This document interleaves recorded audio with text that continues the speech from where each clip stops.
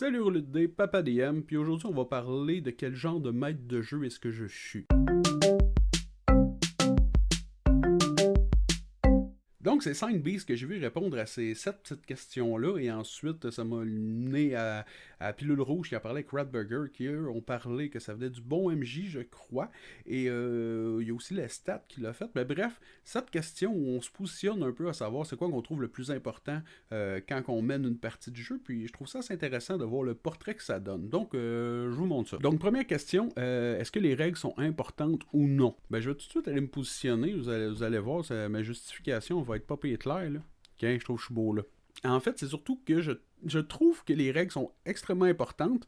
Je trouve que ça prend un cadre au système. Ça prend un cadre au système. Ça prend un cadre, ça prend un système. Il faut le respecter. Je pense que c'est là-dessus que les joueurs s'appuient. C'est là-dessus que les joueurs vont s'appuyer pour construire le personnage, tout ça. Fait que c'est important. Ça fait partie du plaisir. Et si le système, je le trouve pas bon, ben déjà là, ça vient un petit peu scraper mon plaisir. Surtout si on y va pour une campagne. Sur un one-shot, je vais toujours respecter les règles telles qu'elles sont écrites le plus possible, surtout dans le but de vraiment vivre l'expérience qui est offerte par le créateur du jeu.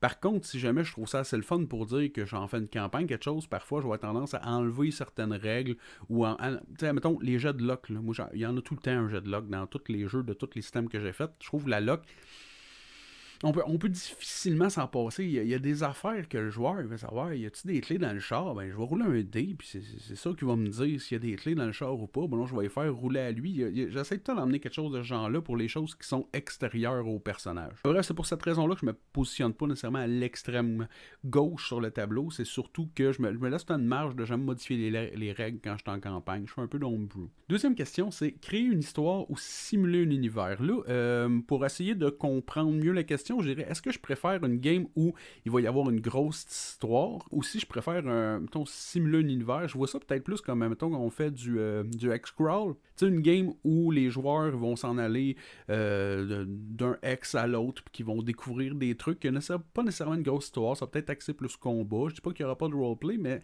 ça va être quelque chose peut-être qu'on sait pas trop où c'est que ça mène. Bon, il y a une grosse quest qui est traversée en map pour se rendre à quelque part, puis au bout du compte, on sait pas trop ce qu'il va y avoir sur le chemin. Ça, c'est moins mon genre. Moi, j'aime ça, avoir un gros twist. J'aime les trucs politiques, j'aime les trucs avec des NPC pas mal. Puis quand ça vient limite compliqué, puis il faut prendre des notes, là ça, j'aime ça. Puis c'est ça qui me donne le plus de créativité pour pouvoir créer des trucs, puis relancer les joueurs. Puis là, oh, ce gars-là, finalement, il est pas fin. Puis là, que ce qu'il fait ici, lui, c'est vraiment ce que j'aime le plus. Fait que dans ce cas-là, j'irais pour créer une histoire au bout. Attention, je vais me positionner. En me positionnant, je dirais que ça veut pas dire que je ferai jamais de X-Crawl. J'en ai pas fait souvent, j'ai pas trippé, mais ça veut pas dire que j'en fais jamais, là. Des fois, c'est le fun.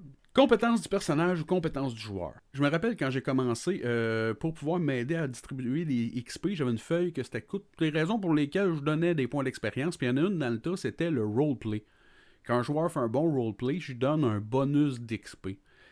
Puis avec le temps, j'ai commencé à trouver que c'était pas fin. Parce que moi, ce que j'aime faire, c'est initier des nouvelles personnes. Puis ces nouvelles personnes-là, souvent, sont un peu gênées, ils n'ont pas d'expérience, ils n'osent pas faire du roleplay. Du coup, ben, ils font pas beaucoup de XP à comparer à l'autre avec qui joue depuis longtemps. C'est très unfair, ça. Puis, mettons, tout ce qui est énigme, par contre, avant, j'aimais ça en mettre, mais dans ce temps-là, s'il y a de quoi qu'il faut pas faire, comme Neural me contait, son joueur, il disait, ah, ben là, mon magicien, moi, il est genre plus 5, là. Moi, je le sais pas, mais lui, il connaît la réponse, là.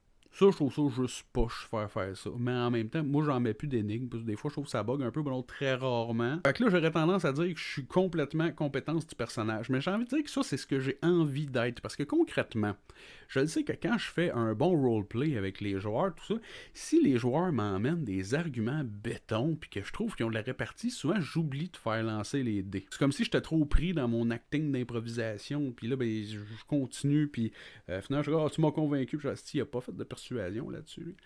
J'essaie quand ça arrive d'allumer des fois quand je fais oh c'est un bon argument ça, fais-moi un jet de persuasion ou c'est un mensonge ça, je suis pas sûr, ouais, ok, fais-moi une deception pour voir si ça passe. Mais ça c'est plus le gars que j'essaie d'être que le gars que je suis, tu sais, fait que je vais y aller pour un petit 75%.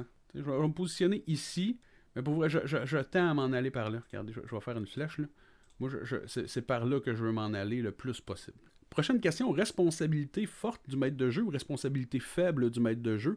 Je sais pas trop de quoi il parle, mais j'imagine que je vais y aller avec le fun de la game. Je pense que le premier qui a dit ça, c'était Matt Colville, mais ça fait longtemps, mais ça m'a resté en tête. En tout cas, ce qui a été dit, là, peu importe c'est qui, puis c'est genre, À la fin d'une game, quand je demande aux joueurs avez-vous eu du plaisir, si leur réponse c'est oui, ça veut dire que moi aussi. On dirait que, je sais pas si les joueurs, c'est pas que j'ai eu du fun, s'ils me disent qu'ils n'ont pas eu de fun, ça vient de péter mon fun. Il y a jamais personne qui dit ah non, c'était plate, mais en général, ils disent c'est le fun, mais des fois, il y en a qui disent ah, mais ça, mettons, le combat est un peu long, ça faire de même. Je suis comme ah, c'est vrai, faut faire attention à ça. Ou, bon, des affaires pas claires, là, que ça me. Bref, la responsabilité du maître de jeu sur à quel point la game est le fun, esti, c'est pas facile. Hein? Parce que je me dis, même si moi je suis préparé que mon histoire est écœurante, qu'elle est basée sur ce que les joueurs m'ont demandé, si ça donne qu'il y a un des joueurs que finalement il est pas là parce qu'il était malade, les autres s'en viennent, il y en a un qui a le rhume, les deux autres sont fatigués de la journée, des fois, même si tout est en place, les attitudes, les comportements, les effets du temps sur les gens dans leur journée, mais ça fait que la game peut être moins bonne. C'est moi aussi, tu sais, moi aussi des fois j'ai des grosses journées, puis on a une game le soir, puis je la fais, puis là ben, je suis mou un peu, j'oublie des affaires. On va y aller 50-50. Je pense que la responsabilité du fun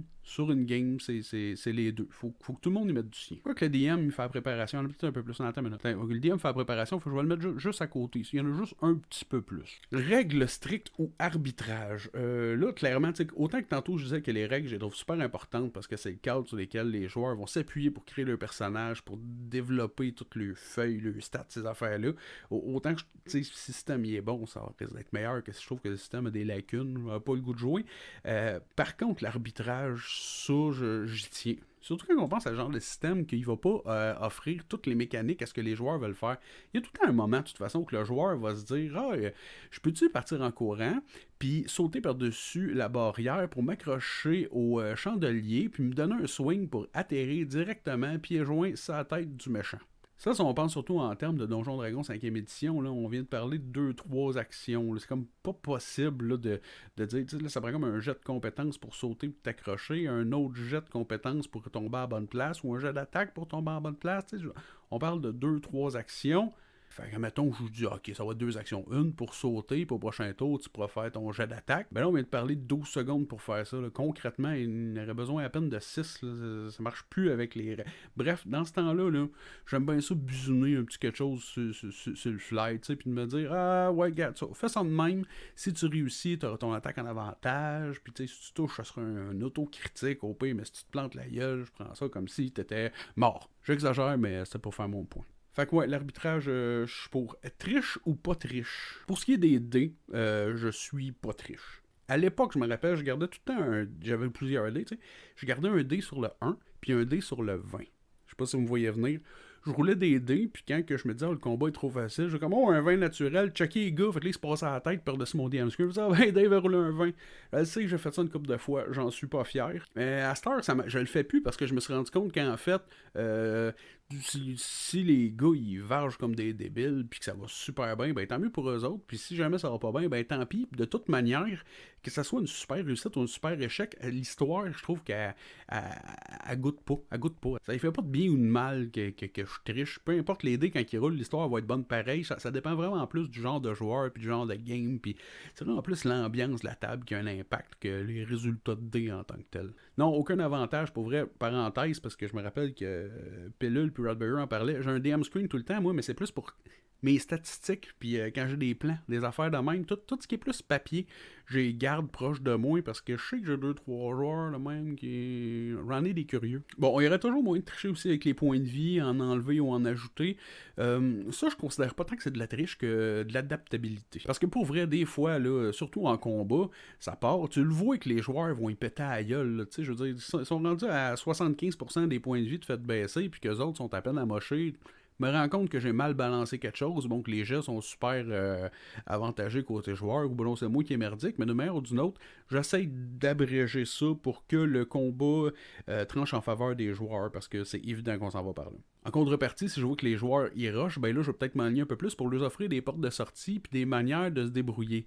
Peut-être leur faire remarquer qu'il y avait une porte derrière le méchant si jamais ils veulent se pousser. Peut-être essayer de trouver une manière de leur dire qu'ils remarquent un point faible, je sais pas, mais encore là, je considère pas que c'est de la triche. Je pense que c'est plus tendre des perches pour les joueurs qui ont peut-être moins d'expérience, qui ont moins de créativité, qui ont moins d'idées pour s'en sortir. Mais encore là, je dirais pas que c'est de la triche. Mais n'hésitez pas à m'ostiner en commentaire pour ceux qui trouvent que je devrais pas faire ça. Là. Ouais, comme demain. Dernière question, maître de jeu démiurge ou maître de jeu serviteur. Ça, je le vois vraiment. Démiurge, c'est créateur de l'univers. Fait que serviteur, ça doit être les joueurs créés à mesure qu'ils jouent. Et là, je ne peux pas ne pas penser à Benjamin dans Etu Game, que lui, il part. C'est que je l'aime, ce gars-là. Pour vrai, là, il y a des idées incroyables. Il voit vraiment les films dans sa tête. Puis des fois, il part, il prend la narration. Tu sais, les gars sur Etu Game, ils jouent à Donjon Dragon, il prend la narration, puis il part. Puis je me dis, je regarde le DM, Pépé aussi, il a joué avec. J'étais comme, ah mon Dieu, qu'ils doivent rusher jouer avec ce gars-là. Mais ça a l'air tellement le fun. Les gars, ils garochent des idées, puis tout, faut que tu surfes dessus. Je trouve que pour un DM qui a un peu l'expérience, ce genre de joueur-là, ça te force à sortir un peu de tes sentiers battus, de savoir où tu t'en vas, puis ça te crée des opportunités d'essayer de renforcer, d'agrandir l'univers. En tout cas, bref, je trouve que c'est le fun, mais pour faire ça, il faut vraiment que tu laisses tes joueurs prendre de la place dans ta narration, prendre de la place dans la création de l'univers. Puis c'est quelque chose que j'aime. Mais je sais que c'est pas tous les joueurs qui font ça. Ben, c'est pas en toute la majorité des joueurs qui font ça. Puis je sais aussi que même si un joueur qui fait beaucoup, ça sera jamais autant que ce que le maître de jeu fait. Bon, je sais qu'il y a sûrement des jeux, là, j'en parle par Diablo. PBTA, je sais que j'ai souvent entendu parler que c'est un jeu que les joueurs ont plus de place dans la narration.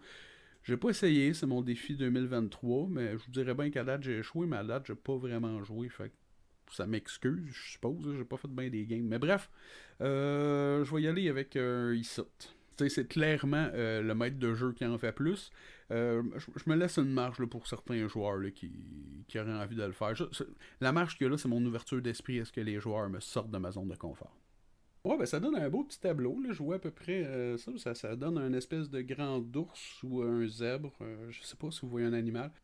Mais en tout cas, c'était le fun à faire. J'espère que vous avez apprécié. J'encourage mes amis rôlistes, maîtres de jeu qui ont des chaînes YouTube à l'essayer et à nous en parler. Je trouve qu'il y a bien des sujets de conversation super intéressants là-dedans. Je sais que quelqu'un pourrait arriver avec un argument en disant ouais, mais telle situation, puis là, ben, je serais complètement de l'autre côté de l'écran là, pour un piton. Là, je veux dire, je vois vraiment avec. Je suis le seul à me poser des questions en ce moment. Parler avec quelqu'un, ça pourrait m'emmener à d'autres réflexions puis me faire bouger sur le tableau. Tant mieux, tant mieux je pourrais grandir en tant que personne. Mais en attendant, c'est ce que ça donne. Puis ouais, je trouve que c'est assez représentatif du genre de maître de jeu que je suis. So that's it, le roulette de dés. J'espère que vous avez apprécié la vidéo. Si c'est le cas, s'il y en a parmi vous qui m'écoutez et qui sont pas abonnés, j'approche du 200 puis j'ai vraiment hâte d'avoir un beau chiffron. Fait que si vous n'êtes pas abonné, s'il vous plaît, cliquez sur le petit bouton, je serais bien content. Sinon, je vous répète aussi qu'il y a ma page Facebook pour ceux qui viennent pas souvent regarder sur YouTube, là, Papa DM sur Facebook qui est encore là puis que je partage toutes mes vidéos à mesure. Puis des fois, je garoche des memes que je trouve drôles ou les vidéos que je fais avec d'autres groupes quand j'ai été invité sur d'autres chaînes. Ça fait la même, je vais le mettre là-dessus. Donc, n'hésitez pas à y aller. Ça serait cool que vous veniez commenter là-bas aussi. J'ai aussi mon Instagram là, que je partage des photos, des livres que j'achète ou des babelles que je fais. Si ça vous intéresse, ça a plus ou moins lien avec ma chaîne. Là, comme je dis tout le temps, c'est ma side quest. Là, mais ça fait quelque chose de plus à regarder sur Instagram. Bon, ok, that's it. Ciao.